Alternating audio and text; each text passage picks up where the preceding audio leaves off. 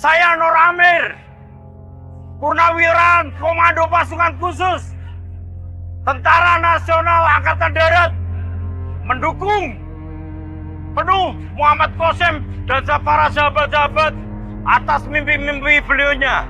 Semoga ini menjadikan asbab hidayah untuk umat seluruh alam. Takbir! Takbir! Takbir! Ada seorang bapak-bapak Pakistan yang kemudian datang ke Indonesia untuk menyebarkan mimpi-mimpinya yang begitu luar biasa. Herannya bapak-bapak ini di salah satu podcast pernah ditanya, gimana sholat kamu? Jawaban dia adalah jarang. नमाज पढ़ते हैं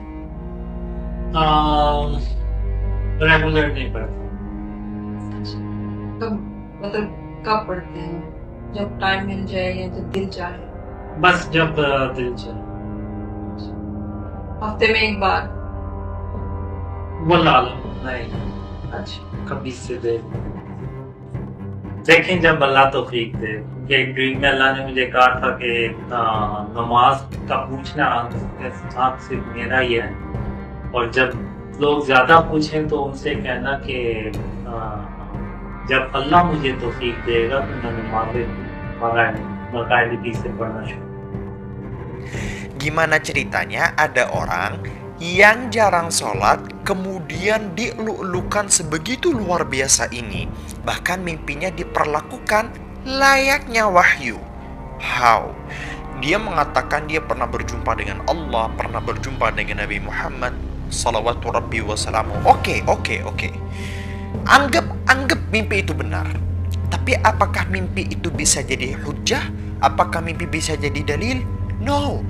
Para ulama itu menyebutkan bahwa mimpi itu bisa menjadi kabar gembira, bisa menjadi kabar buruk. Oke, kamu berjumpa dengan Rasulullah, itu kabar yang begitu gembira, yang begitu luar biasa. Tapi apakah mimpi kamu bisa dijadikan sebagai patokan hukum tertentu untuk menentukan satu kaidah tertentu? Gak bisa.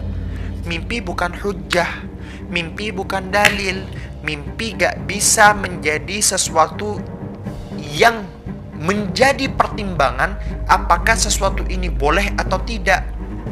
Gak bisa, ya. Itu adalah sesuatu yang selalu dibahas oleh para ulama. Yang menjadi dalil itu yang mana? Al-Quran, dalil. Hadis, dalil. Kalam para ulama yang akhirnya diperdebatkan, bla bla bla dan seterusnya, itu juga bisa menjadi hujjah. Ya, ijma' qiyas, dalil. Oke? Mimpi, dalil. No. Apalagi mimpi orang yang secara terbuka mengaku jarang sholat. Gimana ceritanya? Akhirnya keluarkan bahasan-bahasan yang begitu aneh. Seperti yang pertama, emoticon itu syirik. Gimana ceritanya emoticon itu syirik? Kalian ngirim emoji yang yang gitu, itu syirik, kata pengikut-pengikutnya dia. Wallahualam, saya gak pernah dengar dia ngomong begitu, tapi pengikutnya senantiasa menyebarkan emoticon itu syirik. Gimana ceritanya emoticon itu syirik? Apa sih definisi syirik? Tahu nggak apa definisi syirik? Hah? Syirik secara bahasa, syirik secara syariat itu apa artinya?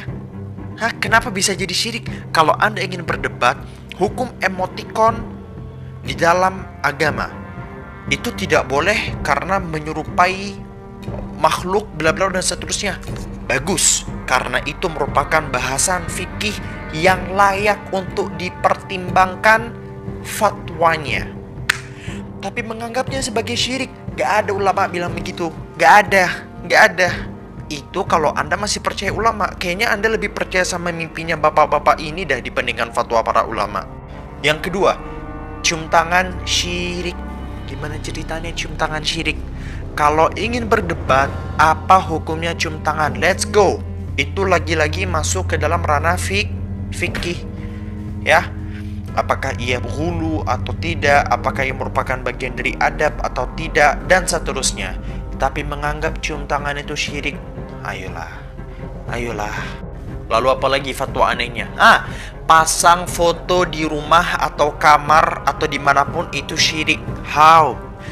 Saya pribadi ya, itu termasuk orang yang tidak memajang foto apapun di rumah.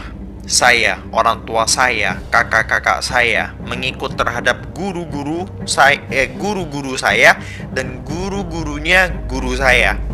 Sebagian lagi masang. Itu memilih untuk tidak menaruh foto siapapun. Even foto ulama di rumah saya itu gak ada. Kata ayah saya, kalau mau cari berkah dari ulama, ikuti jejaknya, ikuti kesolehannya, bukan masang fotonya. Itu pilihan pribadi. Tapi menganggap foto itu sebagai sesuatu yang syirik, mikir. Apa sih arti syirik? Kenapa dianggap syirik? Kenapa dianggap syirik? Sampai mana batasan syirik menurut definisi Anda, wahai para pengikut bapak-bapak yang jarang sholat ini? Ayolah, jangan mudah tertipu. Jangan mudah tertipu. Orang Indonesia ini gampang banget ditipu. Ya. Kenapa sih orang-orang begini tuh selalu viral gitu di Indonesia? Kita gak kekurangan ulama.